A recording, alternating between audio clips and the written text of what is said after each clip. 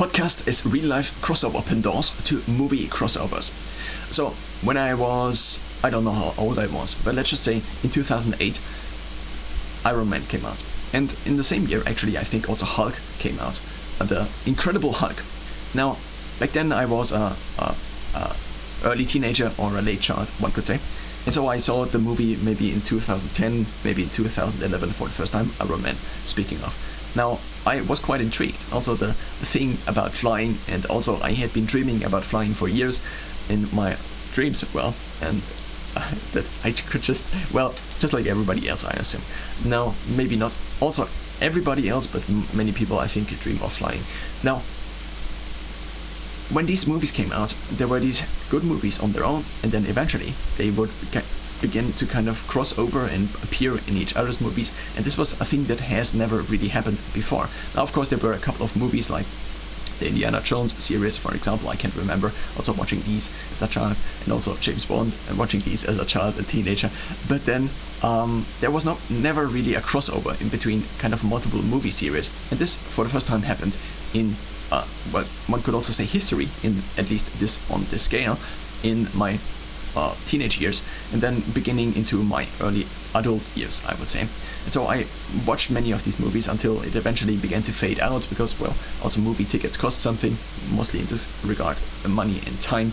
And so I eventually decided to try to fade it slowly out, which to a certain extent also seems to have worked. So I have not been watching movies in the last time so much. I actually tried to stop watching movies, but every now and then it comes up again. This could be after a year, this could be after a couple of weeks, but it seems to be the case that I have been able to reduce this. Now, this thing here, something, first of all, making a series on their own, and then, as you don't believe it really, then they eventually cross over, and then there is actually a movie. Like when the first Avengers came out, for example, then we watched it in cinema. The second, not the first Avenger, the first Avengers movie, and then the second Avengers movie also came out, and we also watched it in cinema. And I would still watch, I think, the third Avengers movie in cinema, and also the fourth, I think, or maybe not the fourth, I'm not entirely sure about this.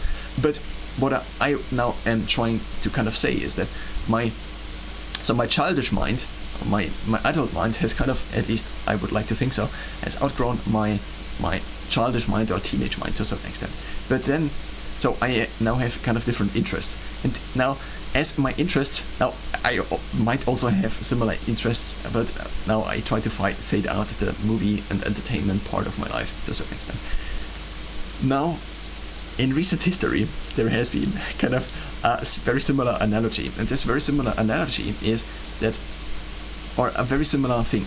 So first of all, we have these original pieces that came kind of up on their own. So every new movie series does often have not something to rely on. So it has to kind of make it on its own. But if it then makes it on its own and it is successful, kind of like a flower that blossoms, and then we have this other flower that blossoms, and eventually they can cross over. But then in podcasts, I have listened to this, and I have listened to this. For example, I've listened for many years to the Tim Ferriss podcast.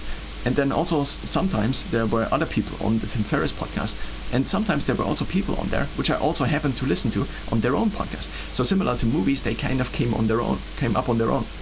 Now, one could say a movie series, so a movie is kind of a single release, but if it's a movie series, then it's kind of similar to a TV series. The only difference would be that the movie has a less frequent release schedule compared to the TV series, and maybe also production budgets might be different. So therefore the average quality of a given marginal unit of watching time might also be different.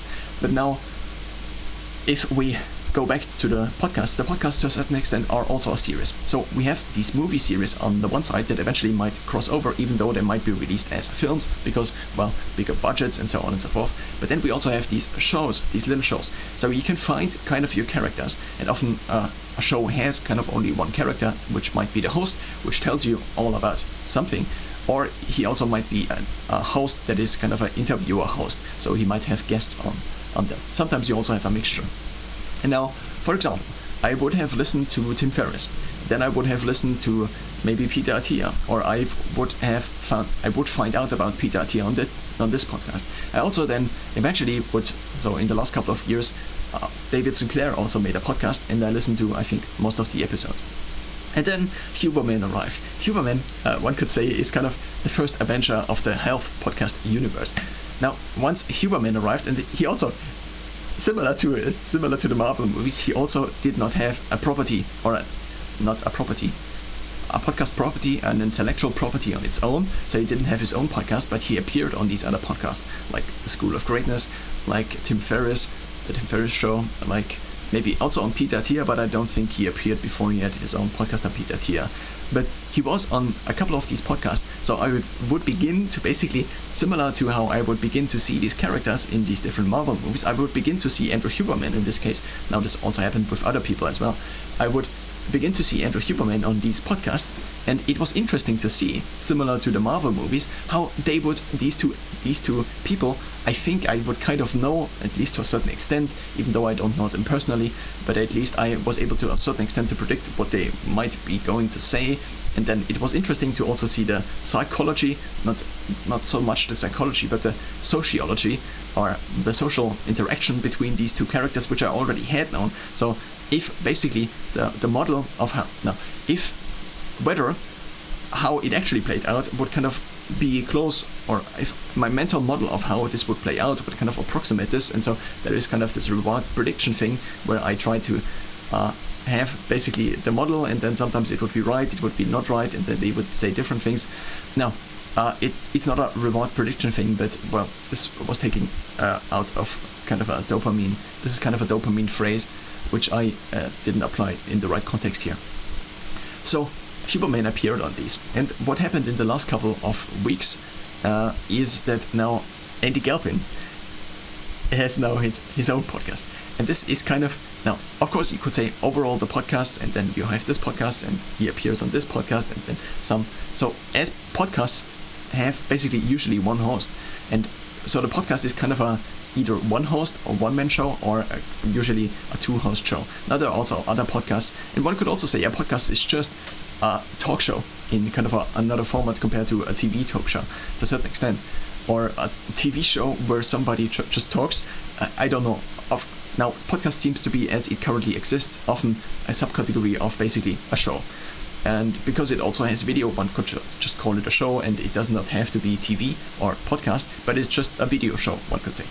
Now, also it might be available as an audio show, which might be kind of the still distinguishing factor, but one could also say podcast has emerged out from the audio world and now is again available as video, which makes it basically, in terms of the format itself, comparable to a TV show. But of course the formatting only in terms of the file formatting, one could say. That's not so much the category formatting or what is actually done in the show, because this might still be different. Now, Huberman appeared on all of these, and then he came up on his own, and I would listen to Andrew Huberman kind of on his own, similar to how I would watch maybe first of all, I don't want to, one could maybe say in the health universe, now it depends. One could say Huberman is kind of the Samuel Jackson. I don't know what his character is called in the Marvel movies any longer, or the Iron Man, and he kind of now brings together a team. And Huberman also has this company which is called Psychomedia, which now the Andy Galpin podcast is also kind of hosted on, or I don't know in which relation they are, but it's like Andrew Huberman first of all came up on its own, similar to Iron Man, or might be kind of similar to Samuel Jackson in the Marvel or Avengers series, and then he now is bringing on these people, and similar also to how these people would first appear basically in the already established media property. He has now multiple people which he had series with. So this would be Matthew Walker, this would be Andy Galpin. There is also a series with Peter Attia, but also with Paul Conti. And so he has these, one could say Huberman is the overall health optimization podcast, and then he now is going into spin-offs.